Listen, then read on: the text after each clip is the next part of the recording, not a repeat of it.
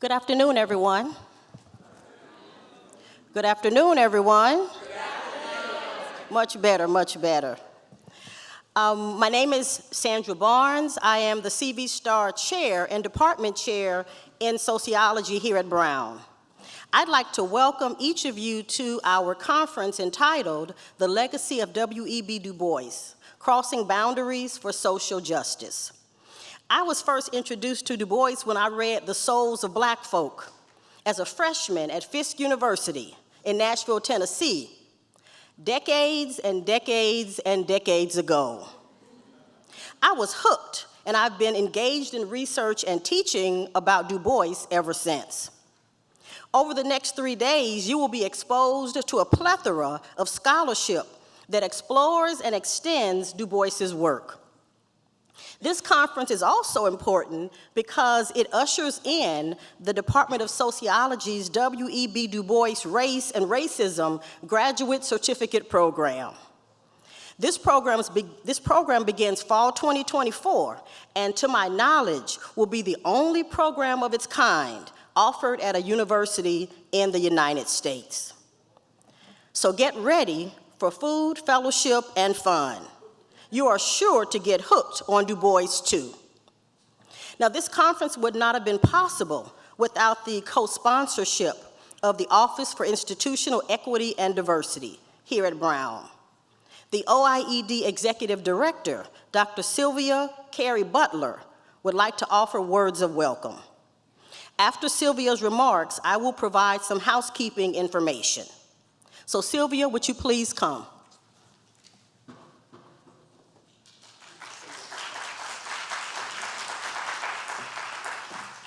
Good afternoon, everyone. It's a delight to have you on campus. And I'm Sylvia Carey Butler. I'm the Vice President for Institutional Equity and Diversity here at Brown University. And on behalf of our President, Christina H. Paxson, I want to welcome you to Brown University, and to those students and colleagues of ours, welcome to this absolutely wonderful conference.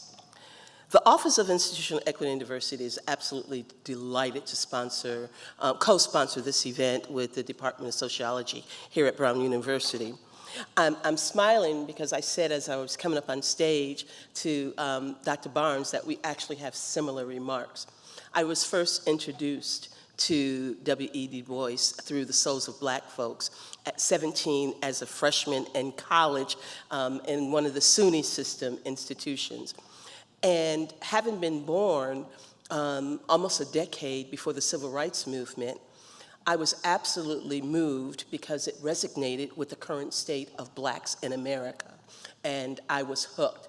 I had the awesome opportunity to visit his lane where he's resting in Accra, Ghana. I visited that several times, and I have been just moved by the scholarship and what he's contributed, and certainly why he was an important scholar of the 20th century. He remains relevant and important for the 21st century. So to your vision, Dr. Barnes, and to all the sociologists and budding sociologists in the room, I'm absolutely delighted that you are going to spend the next few days engaging and unpacking his contributions to the academy and indeed American culture. So welcome to Brown, and I'm hoping that you're going to have a fabulous conference. Thank you.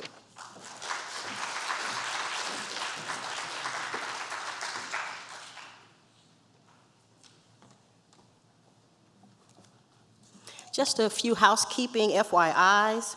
Please remember to wear your official conference name badge at all times. It will provide access to the various conference events. If you have any questions, please direct them to myself as well as Dr. Julian Culver. Julie's in the front. If you could stand up, Julian, for a quick second. The other conference organizer. Or Casey Wall, who is at the registration desk. Please note that we have IT support here on site during the entire duration of the conference, so if you need some assistance, just let us know. Please follow your program for room locations. Be mindful that we have had a room change. Concurrent sessions 1, 4, 7, and 10 will now take place in room 003 on the lower level. And again, there are signs down there. But again, we wanted to give that those sessions a little bit more space. Please remember for all the concurrent speakers, when you get in your session, please choose a moderator so that you can maintain your own timeliness. Also be mindful that there are cables in each of the rooms for laptops. Next, and this is really important, be sure to make arrangements with your respective hotels for early drop-off and pickup. Tomorrow we have an extensive breakfast, lunch, and a wonderful reception for you, so make sure that you get here as early as possible on tomorrow. Be mindful that the conference keynote and plenary presentations will be recorded, and as well as we're taking pictures and filming for a documentary here at the conference. So let us know if you don't want to be included in any of that footage. So those are the FYIs to be mindful of. Now I'll turn the program over to Julian Culver.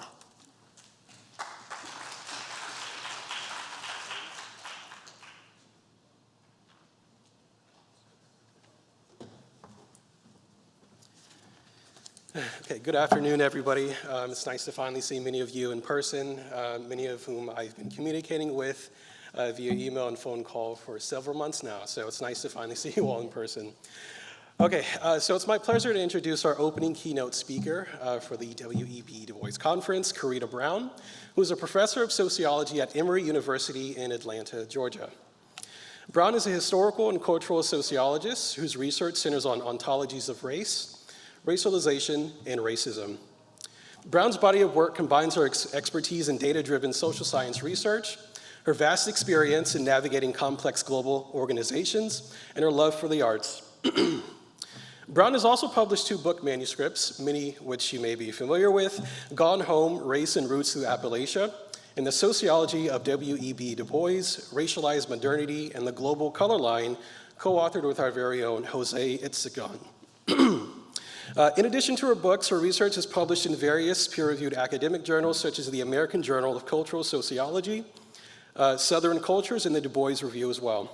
Brown is also a Fulbright Scholar, and her research has been supported by national foundations such as the Andrew W. Mellon Foundation and the Hellman Fellows Fund as well. Brown also currently serves on the board of the Obama Presidency Oral History Project and has been featured in media outlets such as Politico, Forbes, the LA Times, Sports Illustrated, and WUNC. Please join me in welcoming Professor Karida Brown.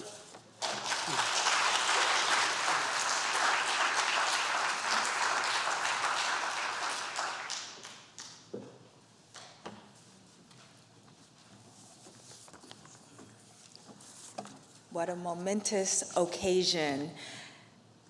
Thank you, everyone. I am going to open up with a few remarks of gratitude and recognition, and then I'm going to move into a dedication.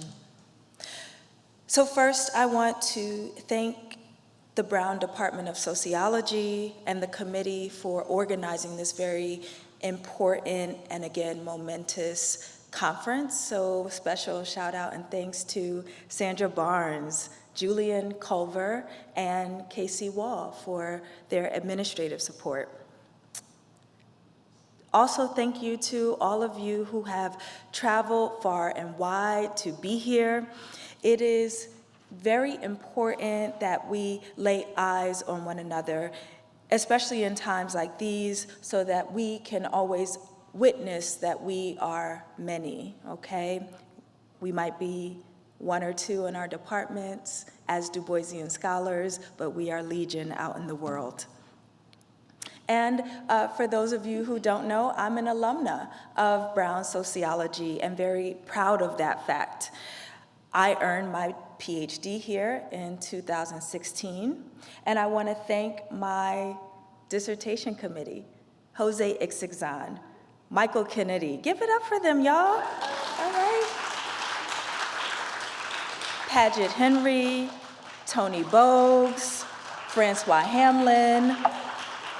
I want to say thank you because you are my teachers and I received a world-class education here at Brown.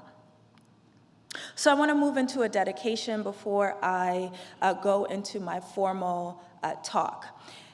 And I also want to let you know up front that I've been revising this talk up until the minute because the times require that. We are in urgent times, and I want to make sure that my work is always reflecting that. So I want to begin with this dedication, and I hope that it anoints the rest of the talk. I dedicate this keynote talk to the people of Palestine, those who are in their homeland, as well as those living in diaspora. I also dedicate this talk to the legions of students, faculty, and staff who are right now standing 10 toes down to protest an ongoing genocide by demanding a permanent ceasefire and that their institutions divest from imperial killing machines. You are all doing the good and necessary thing to make sure that in your lifetime, you will live to see something come to pass that no one in this room has yet to have witnessed. That is a free Palestine.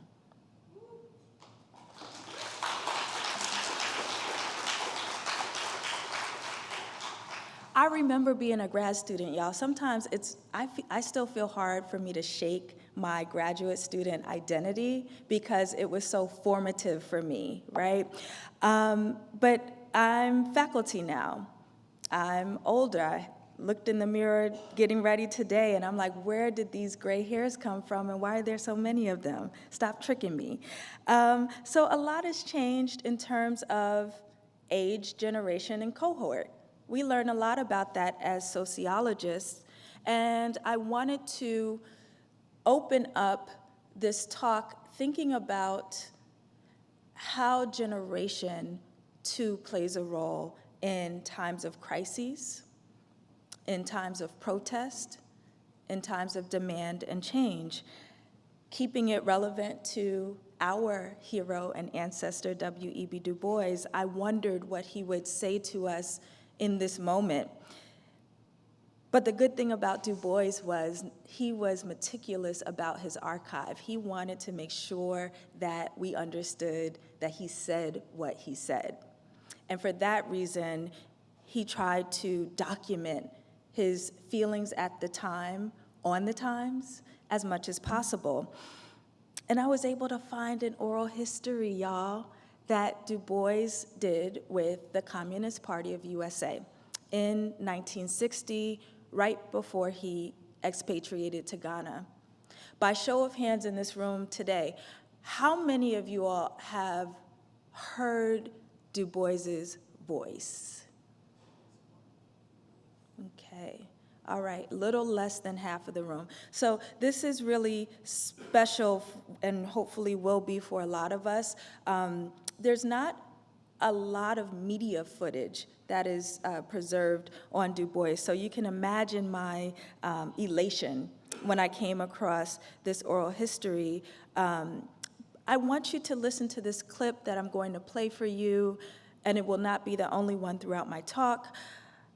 I want you to listen to the words that he's saying about the importance and the role of student activists. Remember, this is in 1960, so at this point, he's on his way out.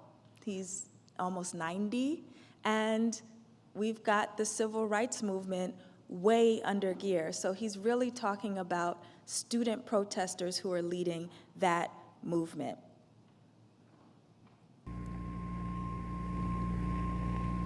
Lately, I've been encouraged by the fact that the young people, the students, have resumed leadership, which I was afraid that they had given up during the McCarthy era. I spoke at several institutions. I spoke at Princeton and Chicago and I think the University of Illinois, quite a number, but the students didn't respond. They seemed to me awfully dull. And I just made up my mind that this was an age where we were not going to have the inspiration of the young. And now, suddenly, without any encouragement on my part, and little encouragement on the part of others, comes this sit-down. Well, the students have put their finger on a very important point.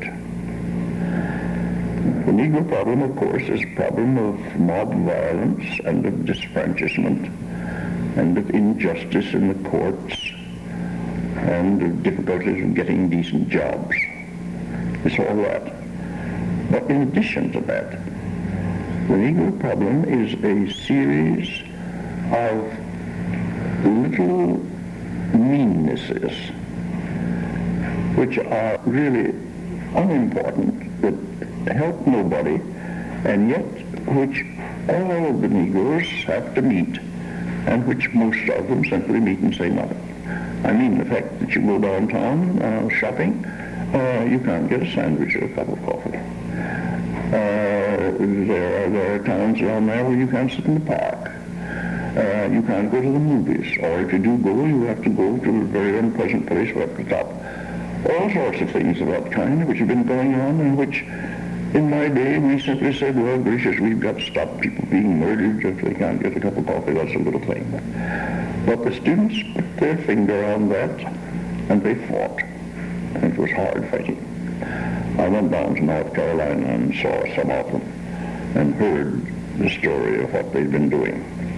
And they've kept it up. And it's really a part of a worldwide movement of students.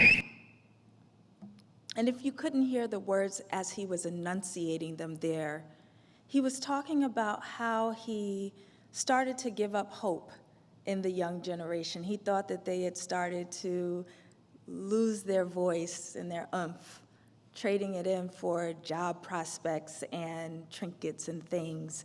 But he was quite surprised and moved to see the way in which not only students were beginning to stand up, but they were connecting dots that his generation hadn't done in their youth, and seeing how what he quotes there as anti-Black racism in the US being a symphony of meannesses. It's not just the overt things, but the little things, like not being able to go into a cafe and get a sandwich and a cup of coffee. And he was able, what these students were able to do in that moment were make those global connections about how those strings of meannesses, that symphony of meanness, ratchet itself up into a global macro situation of systemic racism that must be dismantled. And for that, he thanked them for starting a global movement. I also want to point out, he always whistles when he says words with S's in it. I don't know if you heard that, but I really love that about Du Bois's voice. Okay, so for my time today, I want to talk about Shirley Graham Du Bois, who was W.E.B. Du Bois's second wife. And I want to spend most of my time telling you a little bit about her and her contributions. I do this because her life was bodacious. She was purposeful and important. She lived an audacious life, and also, for the purpose of this conference, she serves as a very unique portal through which to see and understand W.E.B. Du Bois in his life, his evolving thoughts, and as a human being. So I want to bring that all into play as we open up this conference. The second thing that I want to do in this talk, through discussing Shirley and her relationship with W.E.B. Du Bois, is send a message. And again, a message for the times. This is instructive about what it means in times of crisis to lose something. Sometimes we lose by having things taken from us. Sometimes we lose by giving things up.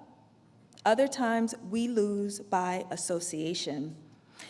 And I've altered this keynote I planned for today to speak to these points, not because we are in a position to lose, but because it is wise counsel in this very moment. Okay, so I'm thinking about Shirley Graham Du Bois in my own scholarship as a life, a person who lived a big life. And she was a consummate creative. She was an artist in many, many ways. So I think about the oeuvres of her life in 3 acts. And if I were to write this as a book, I'm thinking about it, not sure yet, I would draw inspiration from memoiristic biographies that do the work of, yes, telling the historical events of a person's life, but really sitting alongside that person in the times in which they lived and looking at them as a portal through which we can understand big eras in the world. And that's how I think with Shirley Graham Du Bois. 2 books that I think have done this so masterfully are Farah Jasmine Griffith's In Search of Billie Holiday, and of course, the Imani Perry's Looking for Lorraine, 2 fantastic books that have done this type of work, specifically with Black women's biographies. So I was shocked to find out, shocked really wasn't the word, embarrassed, it was to my chagrin, to learn really just over the last few years, all of the things that Shirley Graham Du Bois was and did. Just to name a few, she was a librettist.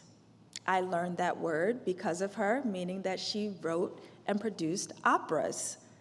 She was a playwright, an award-winning book author, a journal editor, an activist, a political advisor, a Pan-Africanist practitioner, a communist, and a leading lady of the Black left. Shirley Graham Du Bois was born in 1896, the same year that the Supreme Court passed down Plessy versus Ferguson, officially ushering in the separate and equal doctrine. And she was born in a little town in Indiana and died in Beijing 80 years later. She was a political exile. She was a citizen of the U.S., Ghana, and Tanzania during her lifetime. And the thing that I just can't stop thinking about is that she was so politically active that when you go toe-to-toe FBI file to FBI file, Shirley's exceeds W.E.B. Du Bois's file but to the tune of 300 pages. What was this woman up to? And yet, most often, we only know her as W.E.B. Du Bois's second wife. Or maybe I'm only speaking for myself. That's kind of how I was socialized to look at her. I've seen her a ton of times. Any photo that you see of W.E.B. Du Bois in his later life, from his 80s on, you're going to see Shirley accompanying him in the photos. But never did I think to look and see that perhaps she was on the main stage and not just an accessory to these images. So through my talk, I invite you to see Shirley differently as I have come to. And just for context, these are 2 photos, one with Shirley and Du Bois when they visited the USSR, and they are with Nikita Khrushchev, and to the right is a photo of Shirley and Du Bois with Mao Zedong. Okay, so again, I'm looking at her life in these 3 acts. And first, just want to tell you a few things about her youth that will be important for context for this period that I want to bring us to. So it's important to know that Shirley Graham Du Bois was born Lola Graham. She was a preacher's kid. Her father was a preacher and a bishop. They moved a lot, so she never quite took root anywhere. She fell in love with books early on, and she said that those were her friends, and they took her around the world. She never stayed in one school long enough to really make friends or to stick to one curricula. So she was very autodidactic in coming into her own intellectualism as a young person. She also was a mother. Shirley Graham married Shadrach McCants in the early 1920s. Through that marriage, she had 2 sons, Robert and David. She didn't like being married to this guy too much, so very shortly after her second son, David, was born, she kicked him to the curb and got a divorce. And this was a big deal for a woman in the 1920s with 2 children to do so, but she felt it good and prudent for her.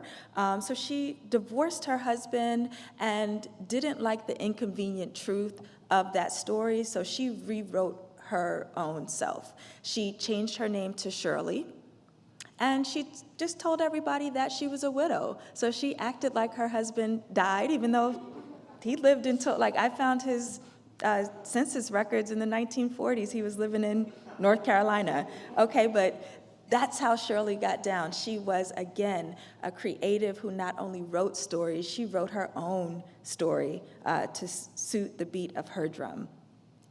She is a graduate of Oberlin College, and after she graduates college, she really wanted to continue to pursue her studies. She goes on to Paris, to the Sorbonne, and she leaves her 2 sons with her parents, for the most part, who raised them for the majority of their childhood. Shirley, again, was this consummate creative, so she wrote and produced Tom Tom. This was the first opera produced for and by an all-Black cast about Black people. So she really was interested in African ethnomethodologies and African retentions in music, and that's the place through which she produced this opera. And it was widely acclaimed. Here are some newspaper clippings reviewing that opera from the 1930s, where it got worldwide outstanding reviews. So much so that a playhouse in Sweden really was trying to convince Shirley to come out there and host the opera in Stockholm. Shirley produced over 10 books. Her lane was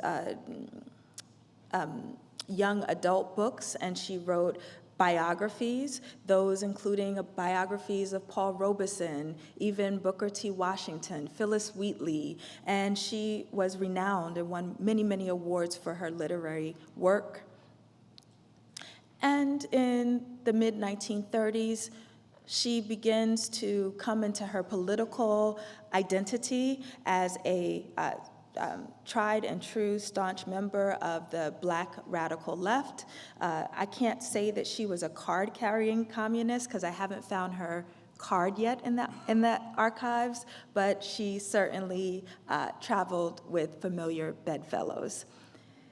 She moves to New York in the late 1930s and joins the staff of the NAACP under the leadership of Walter White, where she is a field agent. So it was her role to subscribe folks in the highways and byways of rural communities to join the NAACP. And she was so good at organizing that she, during her time, held the superlative as the person who generated the highest number of subscriptions during her time.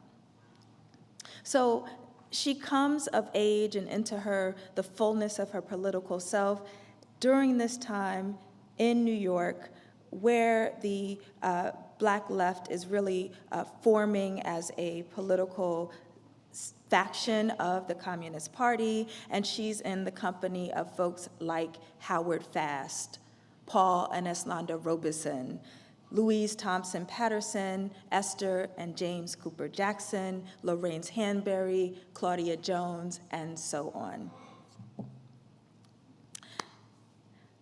So I want to leave you with that context. I really can't talk about all of the wonderful things that she accomplished before she met and married Dr. W.E.B. Du Bois, because I want to bring you up into this point where they do get married.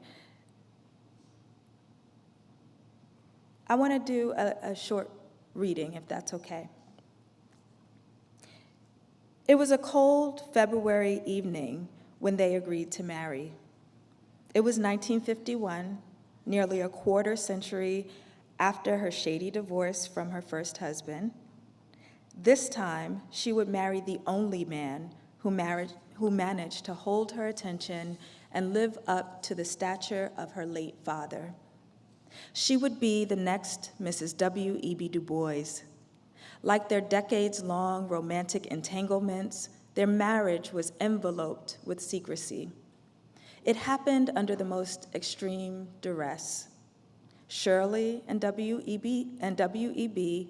planned to marry on February 27th, less than a year after his wife of 50 years, Nina Gomer Du Bois, passed away in Baltimore. W.E.B. was massively regretful and a bit depressed over her passing. While he was known to be a philanderer, including but not limited to his ongoing affair with Shirley, W.E.B. remained married to Nina and upheld his husbandly duties as he saw it, and that was mainly in the role of a provider. W.E.B. met Nina during his first professor job at Wilberforce University in Ohio. He was a professor and she a student. Du Bois stayed a little over a year at Wilberforce. However, his marriage to Nina would last over half a century. By the time W.E.B. became a widower, he and Shirley were more than acquainted. They had certainly shared a few rendezvous, rumored to have begun in the 1930s during her time as an adjunct professor at Tennessee State University in Nashville. However, they remained in one another's orbit, sometimes as a mentor, a friend, a colleague, sometimes as a lover, and now she would become his wife. By this time, in 1951, Shirley was 54, and Shirley was 54 years old, and she and her first husband, Shadrach McCanns, had divorced 25 years prior. Her son Robert had died, and David was a grown man. She was not a young woman looking for the thrill and excitement of being a newlywed and starting a life. In fact, they both knew that W.E.B. Du Bois had more years behind him than he did in front of him. That was no secret, given that he was 83 years old when they went to the courthouse to tie the knot.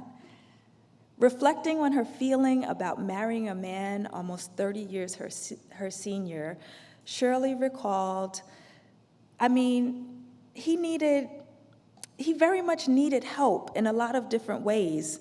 Goodness gracious, everybody admired and looked up to him, and he was the greatest man in sight. So age, what did that have to do with it? However, their original wedding plans were thrown off due to the dreadful news that W.E.B. Du Bois was officially being indicted by the Department of Justice on the allegation of serving as a foreign agent to the Soviet Union.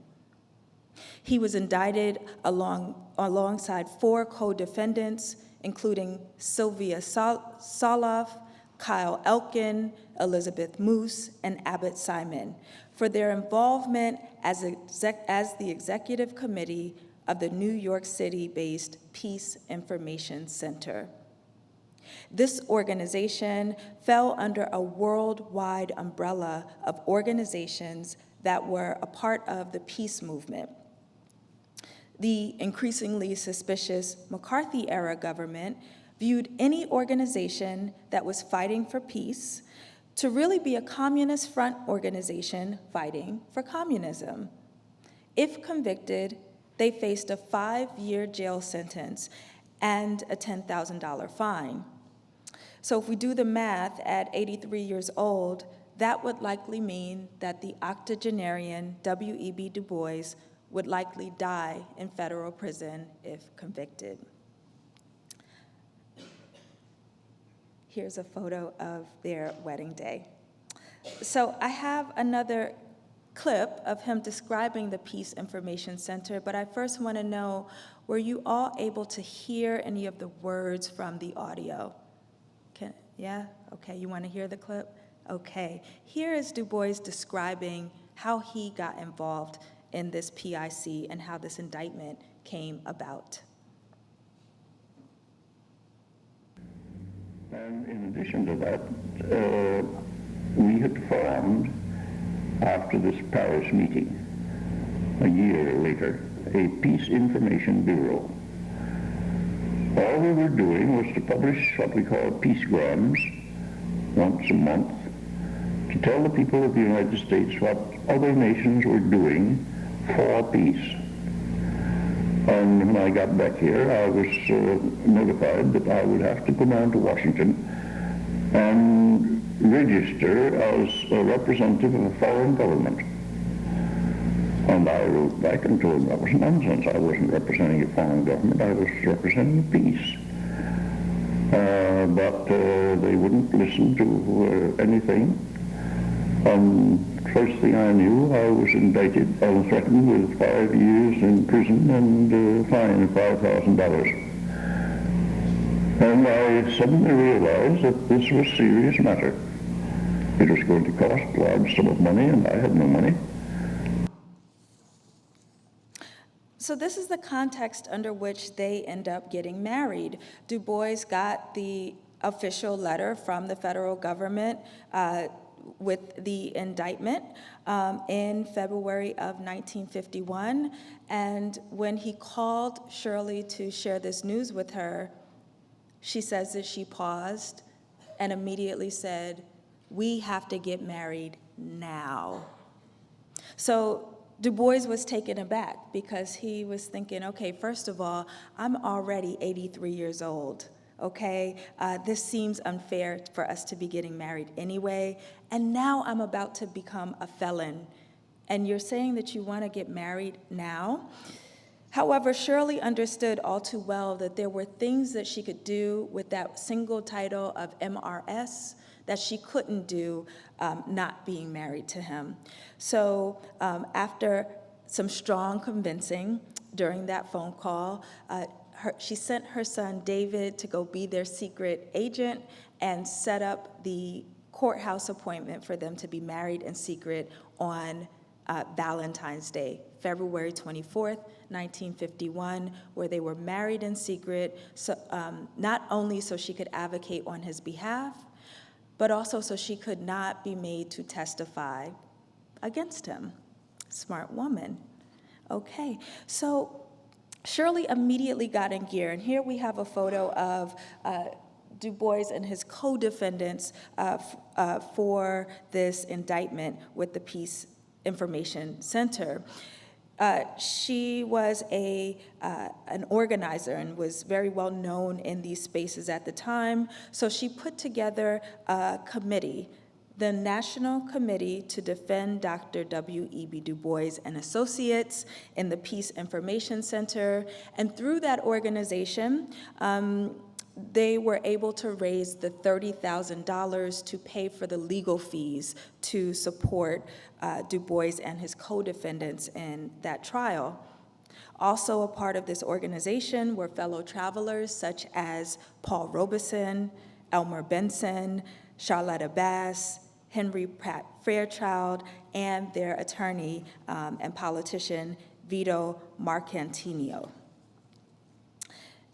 But the mastermind behind all of this was Shirley. She not only got the organization in gear to raise money, but she immediately took Du Bois on a roadshow. So they used a lot of those funds also to travel to urban centers across the United States, to Chicago and Detroit, Los Angeles, to Indianapolis, Indiana, and everywhere in between, so that they could host local town halls with community members, especially labor organizers, where she could articulate the stakes and injustice of the indictment itself, and then give Du Bois a little bit of time to speak for himself on his behalf for justice. He says in that same oral history, in the longer audio form of it, he says, "Shirley never let me speak for long because I would start talking about socialism and decolonization, and I would have just blown the whole thing." But yet and still, he was able to say his piece. And it was through this public awareness, this campaign of self-advocacy, and also public shame on the federal government for bringing these charges that helped to get W.E.B. Du Bois, not only him, but also his 4 co-defendants off.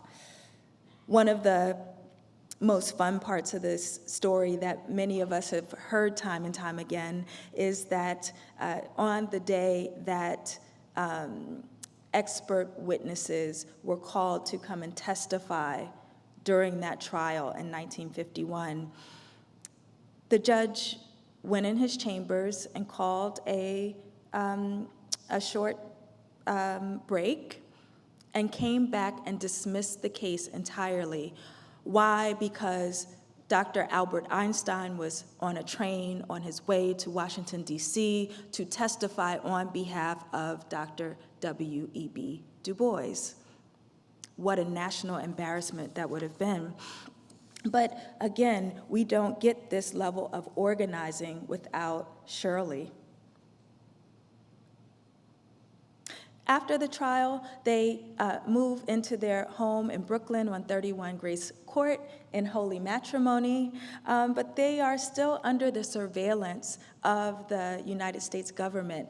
Again, remember, this is the McCarthy era, where we just had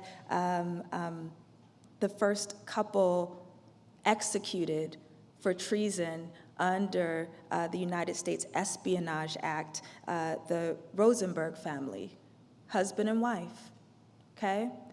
Guess who read the ashes to ashes, dust to dust at their funeral? Shirley and W.E.B. Du Bois. So, and not only did they do that, they hosted a party shortly after that execution and shortly after Du Bois's trial ended. And they brought together many of their fellow leftists, black, white, and everybody in between, and they hosted an adoption party for the children of the family who was executed, for the Rosenberg children. Why? Because nobody wanted to be associated with anybody who had anything to do with communism. This is a period of the Red Scare. So they were instrumental in rehousing this family, the children of this family. And folks who would be regulars at Grace Court during this time in the 50s were other what we call Smith Act families, families whose passports had been taken away by the U.S. government, folks who were under deep surveillance for their alleged association with communism or radical left politics. And these were folks like Louise Thompson Patterson, Charlotta Bass, Dorothy Hunton, Althea Hunton, also Sally and Ben Davis. Sally, whose daughter Angela still lives with us today, Angela Davis. And these were the types of company that Du Bois and Shirley kept during this time. And she was very politically active with her friend group. So Shirley Graham Du Bois was one of the co-founders of one of the first defined social organizations, Black womanist organizations that led a political social movement called Sojourners for Truth and Justice that stood up against police brutality and violence against Black women, both in the US and South Africa. So she was one of the founding members of this organization, and also of the political journal Freedom Ways, which was founded in 1961. Shirley Graham Du Bois was the very first editor-in-chief, and this journal ran until the early 80s. It published authors and intellectuals and artists who were also sidelined from the mainstream during this time in the tumultuous 60s and 70s, folks such as Lorraine Hansberry and Angela Davis, Kwame Nkrumah, Julius Nyerere, and she brought them all together and made sure that they had a place to publish. Artists like Tom Feeling and Elizabeth Catlett to produce their work freely in Freedom Ways. Shirley didn't keep her appointment with Freedom Ways for long, though. She got word from one of her friends in the UN that the US government was starting to sniff around Du Bois again, and that another indictment was forthcoming. And this accelerated their plans to move to Ghana at President Kwame Nkrumah's invitation. So while this is something that was already on their mind, it was this tip from an insider in the UN that made it clear that they either had to get out now or it might be too late for the Du Boises. They got their passports back in 1957 as a result of the Supreme Court case Yates versus the United States, which declared it illegal for the government to hold citizens' passports and prevent mobility and the ability to travel. And this is a protected right under the First Amendment. So W.E.B. and Shirley were beneficiaries of this law, and the second that they got their passports back, they went on a world tour, visiting countries such as the then USSR, China, Germany, where his alma mater, the University of Berlin, finally gives him the PhD that he deserved back in the 1890s when he was a student there. They go to London.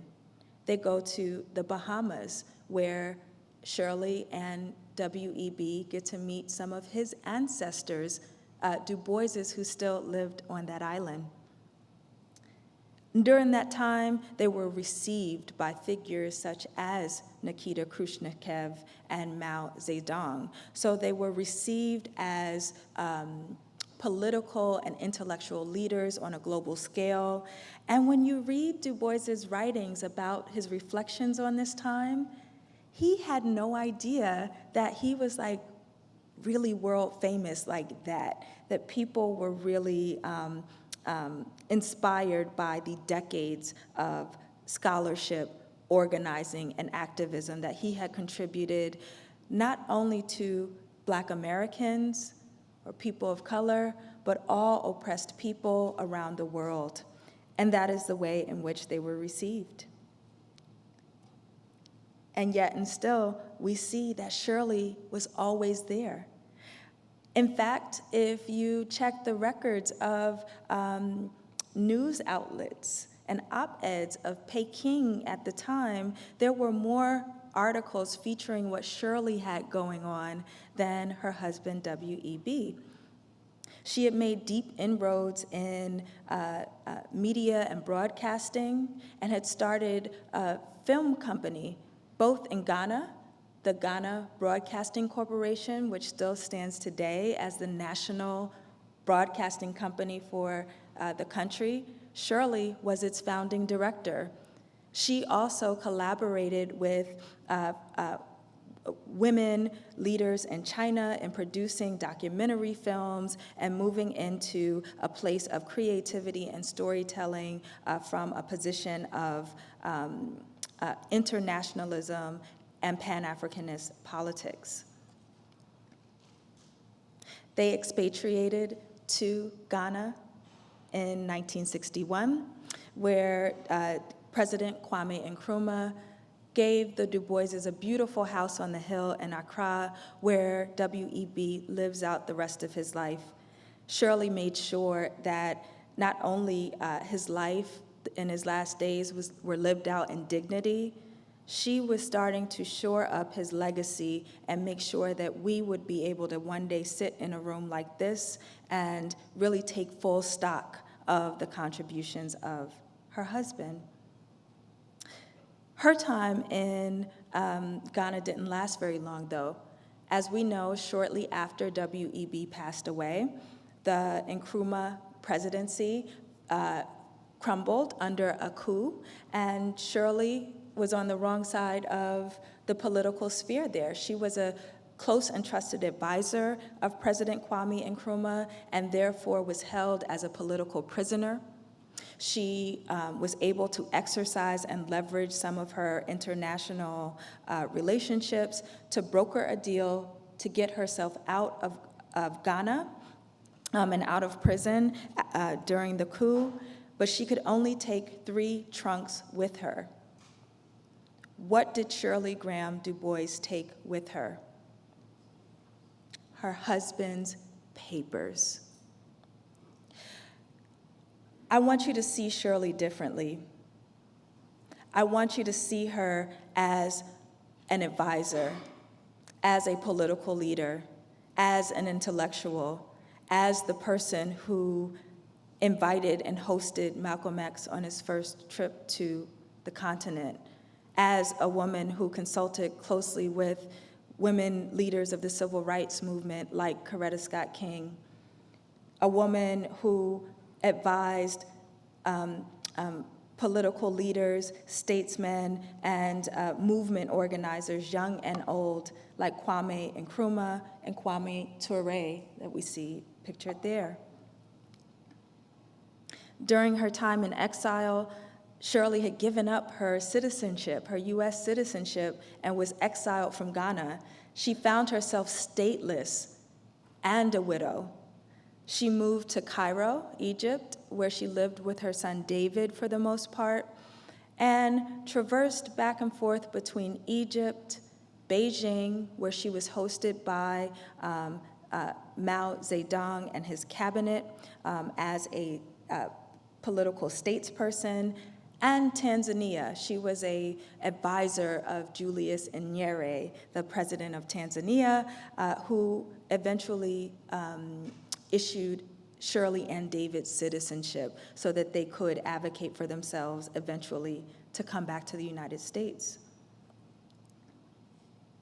She had to fight like hell to be able to come back to this country. She was on a persona non grata list with the federal government. However, in the 1970s, a strong movement of student activists, civil rights organizers, organizers of the long civil rights movement, and many, many others demanded that the federal government issue Shirley Graham Du Bois a visa so that she may re-enter the US. And the second that she does, she goes on a nationwide tour to colleges and universities, giving speeches and lectures about Pan-Africanism, how none of us are free until we're all free. She's out there telling truths about how we need to see ourselves through our own lens and be our own advocates. She comes and gives those messages back, but she gives back so much more. Here are some of the news articles that were run around her controversial return to the US. What else did she bring back with her in 1970? Those 3 trunks that held the majority of W.E.B. Du Bois's papers. And she donates this archive to the University of Massachusetts, Amherst, an archive that many of us, I'm sure, are very familiar with, very thankful to, one of the largest archives of anyone's personal papers that's digitized in the United States. This archive holds over 100,000 original materials from Du Bois, his letters, his papers, poems, the Brownies book, his pamphlets, news clippings. We know so much about him because of this very intentional and generous donation. I'm using inaccurate language, though, when I say donation, because Shirley, unlike W.E.B., happened to also be a pretty good businesswoman. So I don't know how much we know about Du Bois's personal life as it related to his business, but he didn't have a lot of money. In fact, when he and Shirley first got married, he was like, look, Shirley, I got $6,000 from cashing out my life insurance policy. I need to pay off my house in Baltimore and give it to my daughter, Yolande, in the aftermath of his wife's passing. He said, but after that, I ain't got it. So wherever we're gonna have to live, you're going to have to make sure that we can do that. And she said, okay, I got you, babe, because she had royalties from her books. Du Bois did not have a literary agent. He did not get royalties for his 26 books. But I digress. She brokered a deal that in exchange for that archive, UMass Amherst would pay a fee of $150,000, which in 2020 dollars is about $1 million. So this was one of the largest transactions, I see your mouth open there, to broker a deal for someone's personal papers. That's how his papers got to that particular institution. She also brokered another little side deal. She made the institution ensure an adjunct position for herself and her son, David. David held an adjunct position at that institution until he died in the Department of Journalism, and she held a position in the Black Studies Department as one of the early faculty in that department.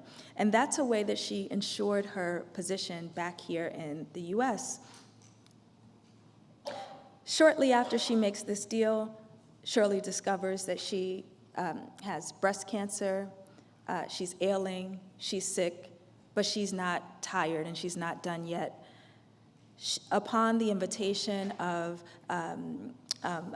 the CCP government and leadership, she goes to Beijing, where she will receive a presidential treatment, the best care that the state can offer, and she lives the rest of her days in Beijing, where she passes away.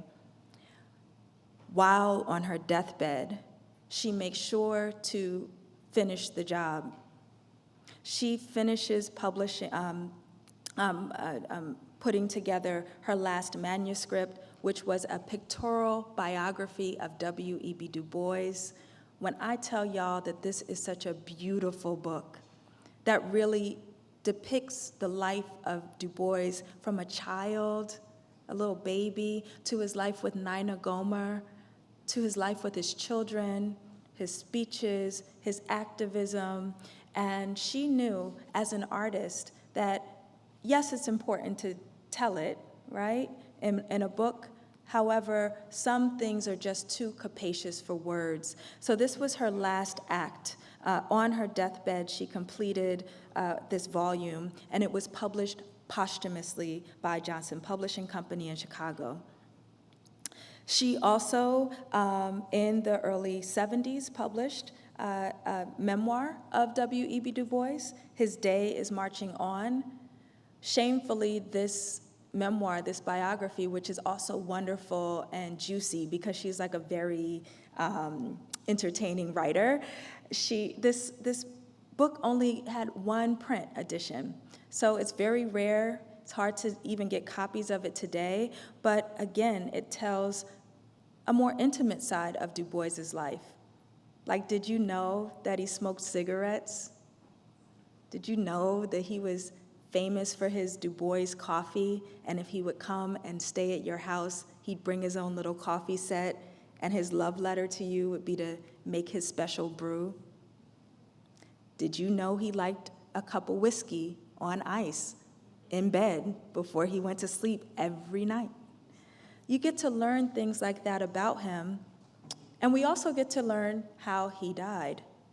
Du Bois got prostate cancer. He was in immense pain during his time leading up to expatriating to Ghana. And while in Ghana, they were sneaking off and taking trips to a doctor in Sweden where he was getting surgeries and experimental treatments to try to extend his life. But she was so protective over his dignity that she made sure to keep those things private until after he passed, but was sure that we would want to know what happened. So again, Shirley passed in 1977 in Beijing. She is memorialized at the Baboshan Cemetery for Revolutionary Heroes. Her grave was placed four gravestones down from Mao Zedong. So again, the bodacious, important, audacious, purposeful life of Shirley Graham Du Bois is worth noting in and of itself. However, I offer these snippets and stories about her this evening so that we can show gratitude for what she's done for us as Du Boisian scholars, so that we may continue his legacy through his archive, his writings, his contributions to the world that she ensured during her life. And there is an epilogue. She wasn't a woman who just saw herself as living in the shadows of her brilliant and famous husband. She knew that she would fall through the cracks of history, which is why she also penned her own autobiography, which sits today untranscribed, unpublished in her archive at the Radcliffe Library at Harvard, entitled She Got Wings, where she tells her own story in her own terms. So with that, I want to thank you so much for your time and also open it up for questions.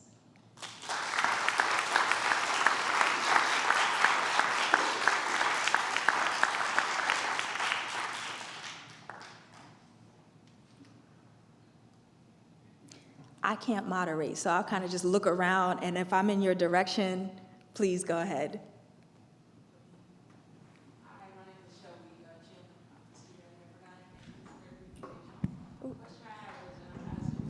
I think someone's bringing a mic your way so folks in the back can hear. Yeah, thank you. Okay, can you hear me now? Yes. I don't have a lisp. I have a Invisalign. Sorry. My name is Shirley Chandler. I'm a PhD student at Pepperdine, and I wanted to share that was a really powerful, impactful presentation. For me, it was a lot of self-reflection, and I'm curious, during the time of your creation of the overall presentation, and you said that you kept traversing yourself, going back and forth, and so in that, I automatically assumed that your heart was being tugged, and you were being grown, not only as a woman, right, but as a Black woman, but as a minority, as someone in this country overall. And so how did you personally find yourself growing from a personal lens, but also an academia lens as you learn? Because just now sitting here, I felt a different level of motivation, right? And so I'm like, well, I can imagine what the person who created it felt. So I'm curious to just hear what radical thinking maybe encountered your mind, any emotions of tears, of sorrow, of just, it was a heavy, positive presentation, of course, but so much richness in the Black woman, and so much richness in women and in the success. So I just was curious to hear your thoughts on the creation process. First off, that was such a beautiful and human question, so thank you for that. And I feel myself getting emotional in you asking, but it's a question that I'm happy to answer, and I can answer that in a couple ways. First off, again, I shared in the beginning of the talk, it was a moment of embarrassment and chagrin at first, because how dare I? As a Black woman, I was erasing and eliding her as well for so long in my Du Boisian journey. I never really thought to look into who she was as not only a person, but an intellectual in her own right until just a few years back, like when we were all stuck in the house during COVID. So first it was surprise and quickly turned to shame. It also made me weep for the Black woman, like time and time and time again, just pushed to the margins of history, left to fall through the sands of time. None of this we should not be continued to be surprised by the stories of bodacious, audacious, purposeful, and important Black women, and yet here we are. And after that shame and shock and weeping, I began to feel so empowered. I fell in love with her and W.E.B. through this journey. I got to begin to see him as a human. You know, we all have our Du Boisian journey where we encounter souls of Black folk for that first time in school, or someone passes it on to you. And, you know, I certainly had that moment right here at Brown, and it was about his scholarship. Then I moved on into that phase where when Dr. Jose Ixigzan first invited me to co-author an article with him on Du Bois. And that's when that opened that portal in my mindset to start thinking about what is a Du Boisian sociology? So his scholarship, but what's the frame? But I wasn't yet at that human moment. And I feel like Shirley has allowed me to come to that full circle with W.E.B. as a human, as her in her own right for all of her contributions and virtues. And I also, quite frankly, see a lot of her in me, things that I like about her and things that I don't like. You know, Shirley, so there is one biography that exists of her, and I want to give a big shout out to the brilliant historian Gerald Horne. He produced the sole biography on Shirley Graham Du Bois about 20 years ago called Race Woman. And, you know, he talks a lot about her complicated personality in that book. She was complicated. She was elusive. She was hard to catch. Sometimes he kind of calls her a little liar, like, because she makes things, she want to change her name or act like her first husband didn't exist. You know, Shirley was like that. But she also was not agreeable. She also did not fit into the box of what it looked like to be what an acceptable, respectable, and appropriate woman race leader would look like. Again, she was a single mother. She was divorced, if you were going to find that out about her. She did not stay at home and raise her children. She decided to be their economic breadwinner, but she felt her purpose was more important out there in the world. She moved a lot. She was an elusive person who lived a big life, and I felt it necessary, and I feel it necessary, for us to also make room for those inconvenient folks too. Those stories that just don't fit those boxes, and maybe you don't like everything about her, but yet and still, because of her and folks like her, we get to have what we have today. So those are some of the reflections on this love journey. You're also giving me an opportunity to do something that I love to do. Another thing that I share with Shirley is I, too, married the love of my life. He, too, is a little bit older than me.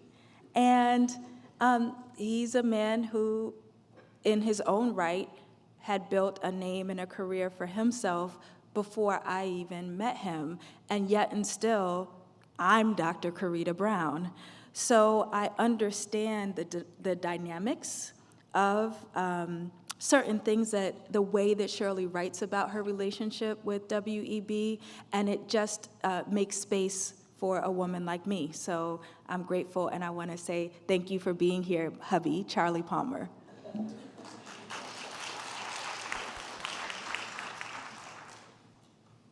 So how will this impact your research moving forward? It's my last question, I promise. Oh,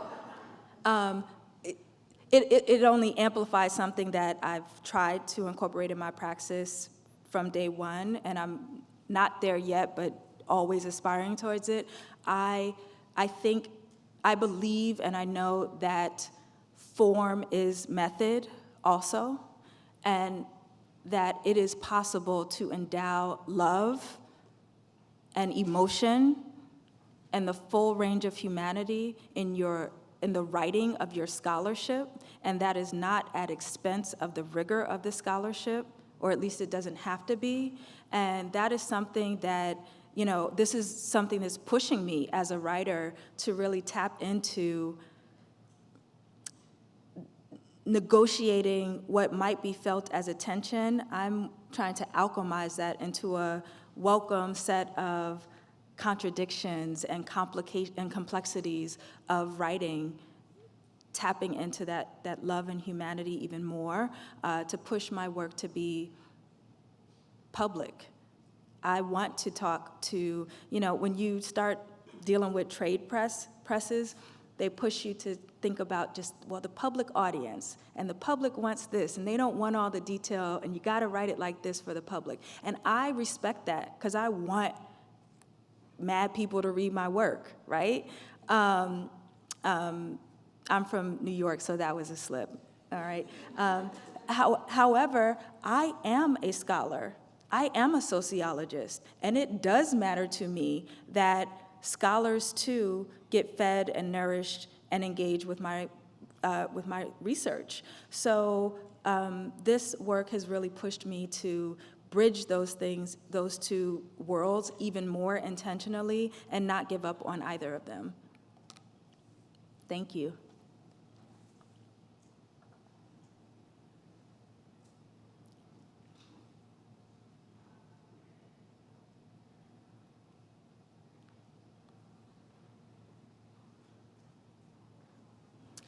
I see someone's hand over here.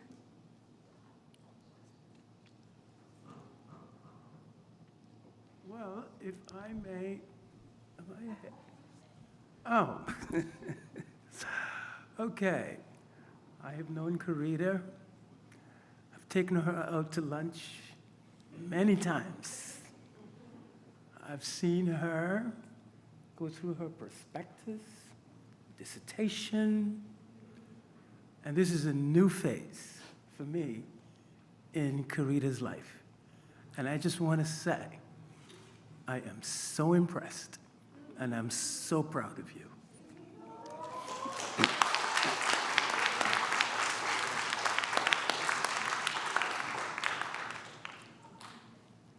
Thank you, Dr. Paget Henry, my teacher.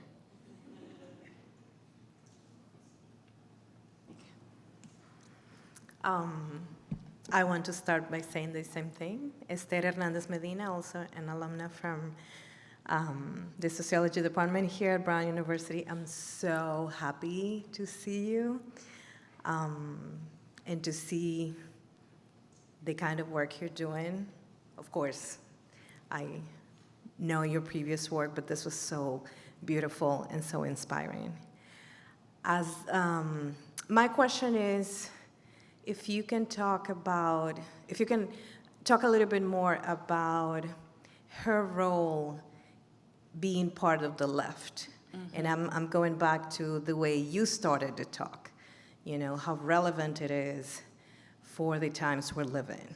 We just had May 1st, mm-hmm. We're seeing this historic moment, not only with the genocide that is happening in Gaza, but the amazing mobilization that we're seeing with our students and many of us here in the US. And especially me being the daughter of a communist from the Dominican Republic who was involved in many, and it continues to be he has so much energy, much more than I do, who continues to be involved in many of these things, I think it's very important to rescue that history and to rescue the connections, the global connections that Du Bois, of course, did and that you and Pepe and Jose talk about in the book. But looking at what Shirley Graham Du Bois was doing, I had no idea about any of this history, and I would like to hear more about that side of it. And again, thank you so much. This is such beautiful, beautiful work. Thank you so much. Okay, so to do your big question justice, I'm going to just make a few remarks and look forward to continuing this conversation because it is relevant for today. Because we are living in a time of, maybe it isn't McCarthyism, but it's giving McCarthy, okay? So that national feeling is reminiscent in many ways. Shirley came to New York City during a very particular time in just leftist politics in general, but specifically for the Black left. We've got the early onslaught of the African American Great Migration, where you have millions of African Americans moving from the South to cities in the North, especially New York. But you also have a wave of, especially beginning in the 1920s, Black folks from the Caribbean moving especially to New York, okay, from Jamaica and Haiti and Barbados and Trinidad and Antigua. So with that, you have Black folks that are coming with various heterogeneous freedom dreams, various contexts, with a deep familiarity with global white supremacy, but different applications of it. And when you start putting folks with heterogeneous experiences together, but who yet and still share versions of similar freedom dreams, you have interesting movements that begin to percolate, sets of ideas and ideologies that start to emerge. So we know the Harlem Renaissance emerged in that particular context. We also know that arms of the civil rights movement emerge under that context.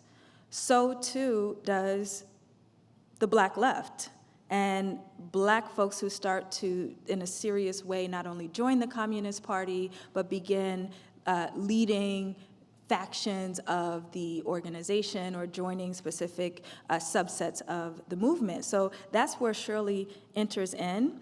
And without her early political formation and her commitment to, I'll just continue to call it a leftist politic, because I haven't found her card yet. I'm going to find it. But she was also deeply Pan-Africanist, okay? She was also uncompromisingly internationalist. So she came with that frame of complexity, of really being able to not only put the puzzle pieces together in terms of how the many-headed hydra of, shout out to Marcus Rediker, for the many-headed hydra of how this global white supremacist system was working. She also brought that politic of working across ethno-racial lines, working across class lines, naming labor in the conversation of racial justice and freedom, and articulating that in ways that had to and necessitated community and friendship and organizing across interest groups. So, and Du Bois has said this in his own biographical work. She's repeated it. Outsiders who are friends who have commented on their early relationship, the consensus is you don't see Du Bois beginning to develop real coalitions with non-Black organizers, activists, and movement folks and intellectuals without Shirley. she really pushed him to move his praxis forward in that way. And for that reason, we have the big archive at UMass Amherst, which is digitized and free for us all to access online. But an important portion of Du Bois's archive is out in California at, I forget which UC it is, but Herbert Aptheker, a white Jewish communist American historian. Du Bois said, if I ever die or have to leave this country, these papers here, I want you to take and hold on to for dear life. And a piece of his archive that's really not consulted as much, that really deals with Du Bois's radical leftist politics and institution building, are in Herbert Aptheker's archive.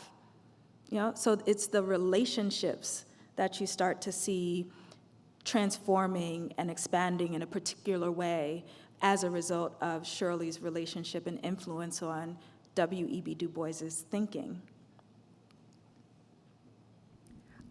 Thank you for your wonderful presentation. One of the dimensions of this conference is to, or unique dimensions, is to provide support for students. And so I'd like you, if you could, to kind of reflect upon your trajectory, and if you could give the students, if you could give the students maybe some best practices, some strategies, some thoughts as they are pursuing academic work that is academic and applied and forward-facing, please. Okay, Dr. Barnes, everybody heard Dr. Sandra Barnes asked me to respond to this question, right? You know I went here, right? Okay. We tore this place up when we were here, too. I mean, it was a hard time while I was a graduate student here, a tumultuous time in the world, as it is now. But it was a good time. Why? Because I developed true friendships here. And the first time in my life, friendships that emerged through struggle and friendships that emerged through a set of politics, not necessarily just off of affinity. That was new for me. I don't come from an organizing background. I come from a family background. I have a huge family, right? 47 first cousins, y'all. So I know a lot about how to be a part of something and a body of people. I learned that from my family, but I didn't necessarily have a sensibility about organizing and having a politic and what does your scholarship mean in that context. And I got all of that right here at Brown in the sociology department, tearing it up, and doing so alongside many other graduate students who were alongside me and kind of took me under their wings, and my phenomenal advisors, especially Jose, who, without him, I don't think I would have gotten kicked out of grad school, because I wasn't I was just doing okay, right? But I don't think I would have stayed, because I don't think I could have stayed without somebody who gave a shit about me. And also, for the first time, talked to me as though I were an intellectual, even if maybe I wasn't yet.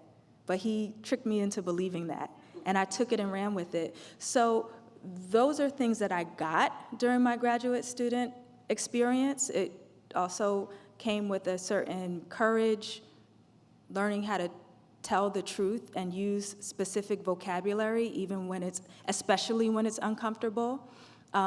Being okay with chips falling where they may.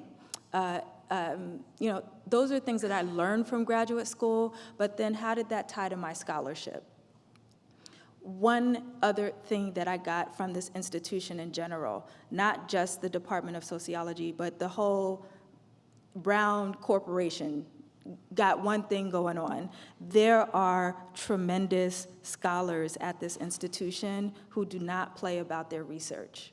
So I took classes broadly, everywhere: Africana Studies, history, the Kogut Center for Humanities, what is it called, modern media. I had no business taking classes in some of those departments, but yet and still I did. So I expanded my worldview, but also read so much. For my students in the audience, I'm looking at y'all, my library is ridiculous. To this day, most of those books were ones I collected in graduate school and had to grapple with in very serious business courses and independent studies with scholars here. So in all of the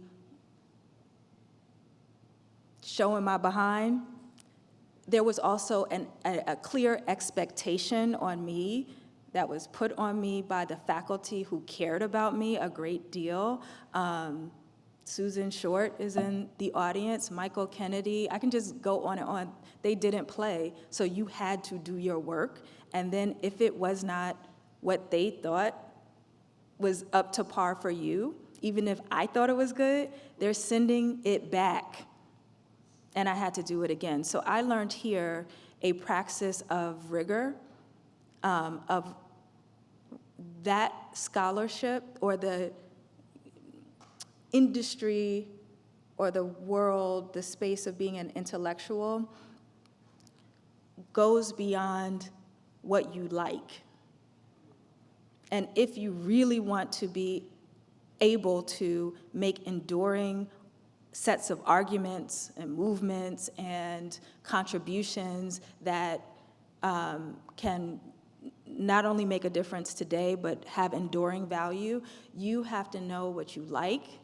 You got to know what you don't like. You have to know why you don't like that. You have to know where those ideas come from. So I put myself in a lot of uncomfortable academic situations here so that I could speak the language of a demographer. So I can speak the language of a philosopher. And while I might not be an expert in those things, I forced myself to get the methodological training, both theoretically and the praxis of the thing, the tools, to be able to critique it. So those are things that I learned not just from graduate school, I learned it from being a graduate student here.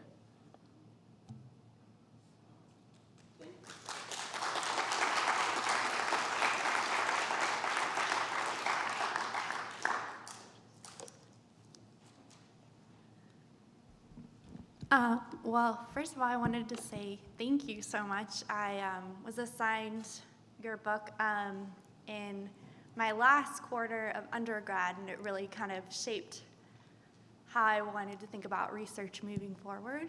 And I was wondering, because in this presentation you're talking about how Shirley was like very intentional about leaving records behind and how she wanted to be perceived.